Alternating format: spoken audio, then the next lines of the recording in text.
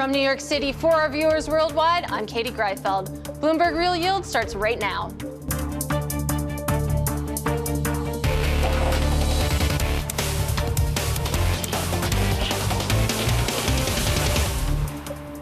Coming up, inflation is cooling, but expectations are climbing. Credit default forecasts continuing to pick up, all as the debt ceiling's X date draws closer. We begin with the big issue. Where are we now?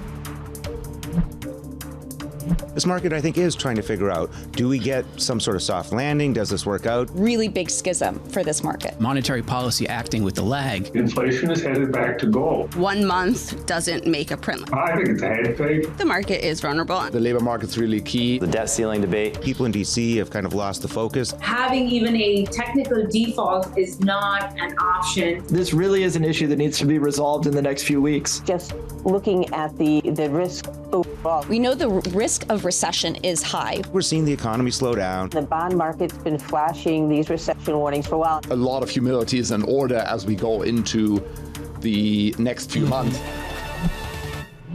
Joining us now, Erik Nelson of Wells Fargo and Earl Davis of BMO Global Asset Management. Earl, I'm going to start with you, and I'm going to start with a question that actually you posed in the notes that you sent over to us. Is the inflation that we're experiencing right now cyclical or secular? Yeah, our view, it's definitely secular. You know, you're seeing it from the deglobalization. You're seeing it from, even though supply chains are curing and getting fixed, that we're still seeing high core inflation. So the implications of that is, this is not going to be a 2 or 3 year phenomena. This is going to be a 5, 10, 20-year phenomena with a trend of generally higher volatility, higher inflation, higher interest rates. If that's the case, it's the last point that I want to focus on there. If we're in a period of secularly higher inflation, does that mean that yield should be structurally higher as well? It definitely does. It doesn't. But one thing it doesn't mean is that yields will always go higher. They'll definitely go lower as well. If you look at the 70s, you had rates higher, rates lower, and ultimately rates very high. But rates structurally should be higher. And they should be above where you see inflation settling out, which we see around, probably is going to be around the 4% area. So, Erik, come in on this, because looking at your notes, I see that you're actually favoring long duration right now, not necessarily buying into that secular trade, maybe. Well, Katie, I think you have to distinguish from a time perspective. How long are we going to see this secular trend play out? And what is the cyclical factor in the short term? You look at some of the key growth indicators across not just the U.S., but a lot of Western economies, as well as some of the underwhelming recovery in China. To me, the cyclical factors are pointing towards softer inflation in the next 6 months or so. I certainly sympathize with some of the arguments that Earl made over the longer term, the secular inflation trend being one of higher 3 to 4% inflation.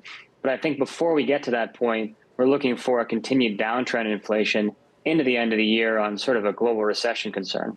And how does that play out along the curve, especially when we think about some of this year's most popular trades, the yield curve steepening trade, for example? Yeah. Sorry, Erik, go ahead. So I think I think investors have been a little bit frustrated by, there's been a lot of focus on the twos, tens part of the curve and targeting steepeners there. The trouble is that's a very tough trade to see it really materialize until we see the Fed indicate more willingness to cut, or until something else breaks that sort of forces the Fed's hand. And I'm not sure we're quite there yet. And so from that perspective, it may have to wait a little bit longer to see the next big move in the steepener. Might have to wait a little bit longer. Earl, come in here. Are you one of those frustrated investors when it comes to that yield curve steepening trade? We were in and out of it. Right now, we are out of it. I agree with Erik that the catalyst will be not just a Fed pause, but a Fed easing. The other reason why we're out of it, like if you think it's higher for longer, the absolute best trade out there, whether it's an inflationary trade or a short-end trade, is being short U.S. 2-year bonds. Right now, U.S. 2-year bonds are at 4% and overnight rates 5 to 5.25. So that is a big tailwind of carry and roll down. 100 basis points a year you earn if rates don't do anything. If rates don't do anything, that's a great point, and certainly that 2-year yield, even though it's been fluctuating, definitely much higher. But Earl, you brought up easing, and Erik, that's what I want to come to you on, because one of the more interesting dynamics in the market to me is the magnitude of rate cuts priced into the end of this year and beyond. And when we think about what the catalyst would be, a lot of people are saying recession, but what is actually going to drive the Fed to the first cut? Does it have to be a downturn? Well, I think the unfortunate thing, Katie, is that we rarely see a situation where the Fed cuts gradually in 25 basis point increments and kind of takes its time getting back to neutral and then accommodative, right? What's more likely is we see something like some of the banking turmoil we saw earlier in March, which frankly is not yet resolved from our perspective. You see something structurally break in the financial system, that tends to be what really drives the Fed to cut. And when you look at how urgent the Fed was in raising rates last year, just the speed, the velocity of the hiking cycle, it's even more difficult to conceptualize or imagine a very gradual easing cycle, which brings me to my next point, which is that, yes, there's a lot of cuts priced 250 basis points all the way out the curve, but relative to past easing cycles, that's not necessarily an especially steep cutting cycle. It just doesn't really stand out as being unusual. So I think the market doesn't necessarily have it too wrong. It's just tough to time. Well, I want to focus on the point you made that when it comes to cuts, the catalyst could be either a recession or we could see something structural break. And Earl, when you think about the magnitude of cuts priced in, when you think about what's going to drive the Fed there, what do you think is the more likely catalyst? Does it have to be a recession, or do you think it's more likely that we see more signs of fracture? Yeah, this comes back to how we started the conversation, whether you view this as cyclical or secular. Two different playbooks from the central banks. If the central banks, not me, central banks view this as cyclical, they will cut because of a recession. If they view this as secular, they will wait for unemployment to increase dramatically to a 4 handle before they start cutting. We fall in that camp where, you know what, it'll be unemployment that drives the Fed cutting, which is delays when we see eases coming into the market. And let's take this global for a second here. And Erik, we should talk about the Bank of England, for example, hiking rates once again. And I don't know, they were kind of ambiguous here, some saying that maybe a pause next, but the Bank of England, some interpreting them saying that there could be more to go. Of course, it's been the Fed that has been the most hawkish developed market central bank. Do you see that baton getting passed to maybe the Bank of England, for example? Well, Katie, I think the Bank of England has actually been one of the more reluctant hikers of this whole tightening cycle globally.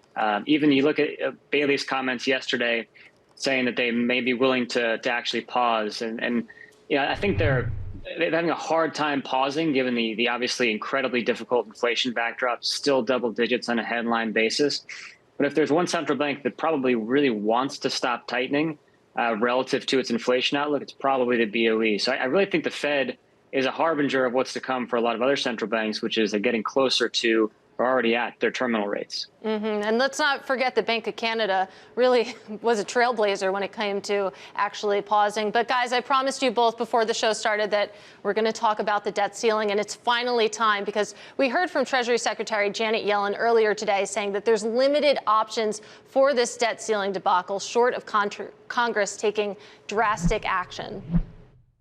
There is no satisfactory solution for the United States, a solution that will be good for the economy and financial markets, other than Congress acting to raise the debt ceiling. There are potential different paths that could be taken if that doesn't happen, but there is not a single thing that can be done that will save the United States from considerable economic and financial damage. And Earl, listening to Yellen's language, the words that she used, definitely some urgency behind those words. It sounds like at least Treasury Secretary Janet Yellen wants to get a deal done. I think, not everyone wants to get the deal done, but on their own terms. But going back, I've been around for the previous debt ceiling issues, and in retrospect, they all turned out to be noise. It wasn't any less loud than it is now, to a point where S&P actually downgraded U.S., right? So our takeaway is that this is largely noise. It will get settled either beforehand or in court. So we don't want it to distract from the global environment and context. So we look at it from that perspective as what else is still going on. Let's not get distracted here. So noise, but some people, of course, are finding some opportunity here. We spoke to Bill Gross, of course, the former CIO of PIMCO earlier this week. He argues that the current tension presents a trading opportunity. It's always resolved, and not that it's 100% chance, but I think it gets resolved. I would suggest for those that are less concerned, similar to myself, that they buy a 1 month, 2 month Treasury bill at a much higher rate than they get with a longer term Treasury bill. And Erik, when you look at the surge that we've seen in 1 month, 2 month Treasury bills, to Bill's point there, obviously they've gapped out quite a bit. Do you see an opportunity there? Well, Katie, it really depends on who you are and what kind of investor class you fall into. I think the money market funds simply can't buy these bills. They cannot really risk that. Perhaps some more speculative accounts will be willing to take on that kind of risk. But really for the big players here, the money market funds, they can't touch it. And that's why they're trading at such a discount and will continue to until there's some sort of either short-term or long-term deal struck. It's a great point. It's a great place to end. My thanks to you both. That is Erik Nelson of Wells Fargo and Earl Davis of BMO Global Asset Management. Up next, it's the auction block, where Apple led a flood of borrowers raising cash with high-grade bond sales this week. That's next. This is Real Yield on Bloomberg.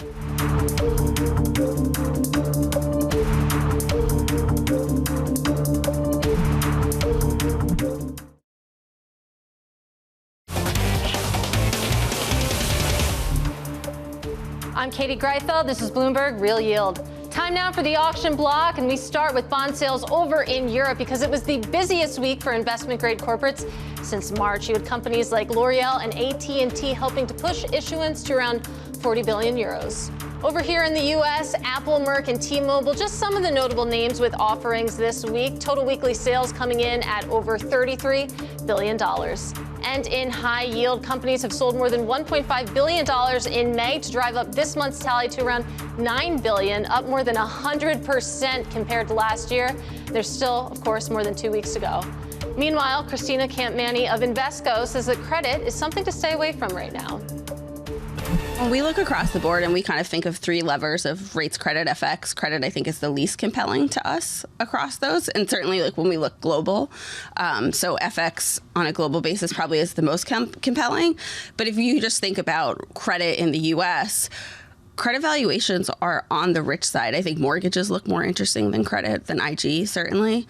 And I think it's a hard debate that people have of you want to rent the income in credit, but if and when things break, credit will break as well. Joining us now, I'm thrilled to say we have Winnie Cisar of Creditsights and Matthew Mish of UBS. And Matt, I know that you're head of credit strategy, so maybe a little bit biased, but when you think about those comments, you think about credit in relation to other asset classes. Matt, is this a market to stay away from altogether?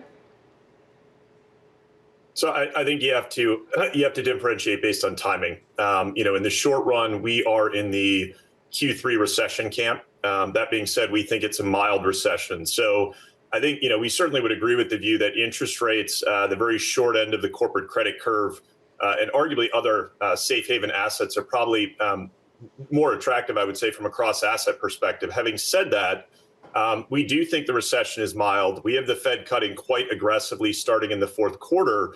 And so the silver lining is for structural clients, for large institutions that we speak with 12 to 18 months in terms of a time horizon or longer, we still think credit is going to be a great asset and generate very attractive returns relative to cash and relative to other asset classes like equity. But again, I think the key distinction is, are you looking over the next few months or the next 3 to 6 months, or are you looking out over 12 to 18 or 24 months?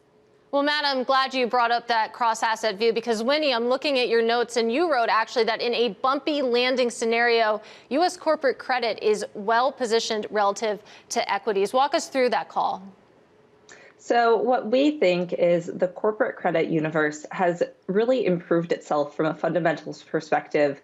Balance sheets are in pretty good shape to head into what we see as kind of this rolling, bumpy landing, where one sector is kind of at the crux of the issues and then it moves into the next one. We've actually seen already some of that play out.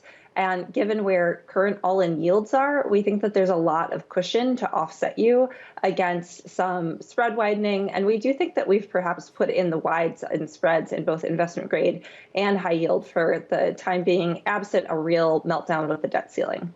Well, Winnie, I think Bruce Richards would agree with you. Actually, he spoke to Bloomberg Television earlier this week, Bruce Richards of Marathon Asset Management, saying that credit is having a heyday.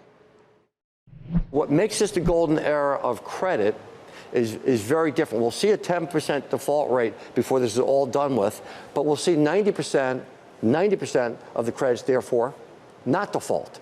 And if you're good at picking credits, good at building a portfolio of performing credits on the liquid side and making loans that have tight covenants, that have good credit metrics on good companies, that will make it through, then you'll make the best returns we'll see in a generation. And Matt, I take his point, but a 10% default rate sounds pretty scary to me. What are you anticipating in terms of defaults in this economy?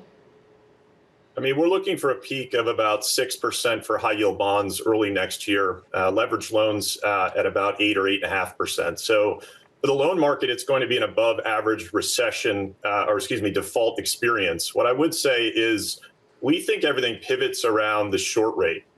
This is a market that can't absorb the short rate at 5% for a sustained period of time. And so in our baseline view, we have the Fed cutting down to 4.25% by the end of this year and cutting to 2% by the second half of next year. And what that does is it unwinds a lot of the damage of a Fed-engineered recession, but it also provides relief on the multiple and on the flow side to those areas that we think are most vulnerable, which includes leveraged loans and also private credit. So I would agree with Bruce, with the caveat that interest rates need to be cut and they need to get down to 2 or 3%. If you're still at 5%, the default cycle becomes severe. The cumulative default profile, I think, looks closer to the late 80s or 90s. And credit's going to be a difficult place for longer than a quarter or two, which is what we're assuming. Well, that's a big call. Got to dig into that a little bit. Let's suppose, for example, that the Fed does stay at terminal for a while here. The fact that this could lead, in your words, to a severe default cycle. Where would that pop up first? It's going to show up in middle market, private credit, and SMEs. The statistic I'll give you is that fixed interest coverage is about 1 turn. If you look at a large swath of middle market or private firms. And so, you can offset that. There's very little room for error, simply put, because most of your cash flow is paying interest. You can offset that if that only lasts for a quarter or two. You obviously have sponsor injections, liquidity, and other infusions. You can basically amend and extend or get some relief in the short run from lenders. But if the interest rate stays at 5%, the bottom line is a large number of companies, a large part of that universe is just not prepared to absorb effectively a 10% cost of funding over time, as opposed to where we were a year or two ago, which is half of that. It's 5%. That's the key point. And there's a number of other asset classes I could point to. I mean, bank failures, I would argue in part that we've seen are really part and part a reflection of the significant inversion in the yield curve and the very high and elevated spot short rate. So, the bottom line is I think the curve inversion and the level of interest rates at the short end is just not sustainable into 2024.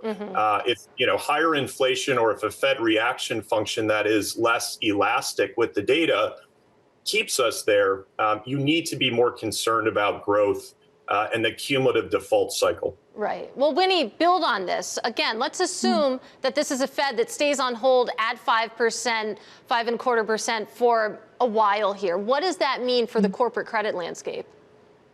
So that's actually our assumption, that the Fed does remain on hold for the remainder of 2023. I think it's going to be hard to get that inflation data to a level that the Fed feels really comfortable starting to cut rates in the back of this half of this year. Now, from a credit perspective, it does mean that leveraged assets are at risk, especially those that were underwritten at, very low borrowing costs. And there's kind of this near-term catalyst for running out of liquidity.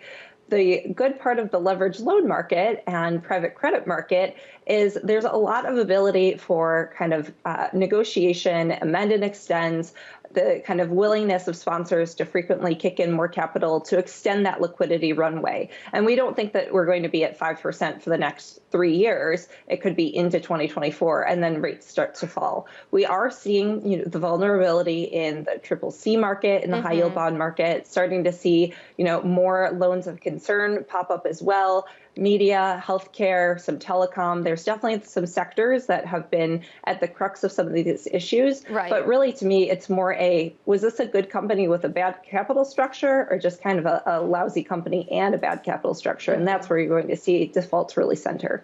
Guys, great conversation. Not enough time. Really great to get your perspective. That is Winnie Cisar of Creditsights and Matt Mish of UBS. Thank you both.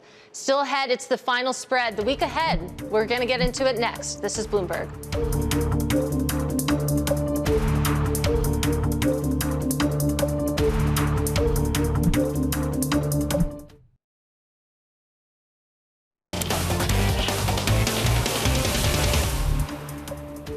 I'm Katie Greifeld. This is Bloomberg Real Yield.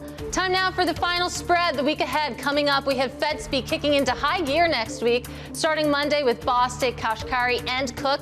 And then Tuesday is the Senate hearing on SVB's failure. We get some eco data on Wednesday, including MBA mortgage applications and housing starts. And then Thursday brings another round of existing home sales and another round of jobless claims. Friday, it's the G7 Leaders Summit beginning, and we're also going to hear from Powell and Bernanke. And of course, one thing to watch next week, we're going to get an important read on the consumer. We're going to do that first with retail sales. And all week, of course, we have some big box earnings to look forward to. We're going to hear from the likes of Home Depot, Target, Walmart, and Costco taking the stage. Again, going to get a sense on how that consumer is faring ahead of that very sticky inflation that continues to be here. But from New York, that does it for us. Same time, same place next week.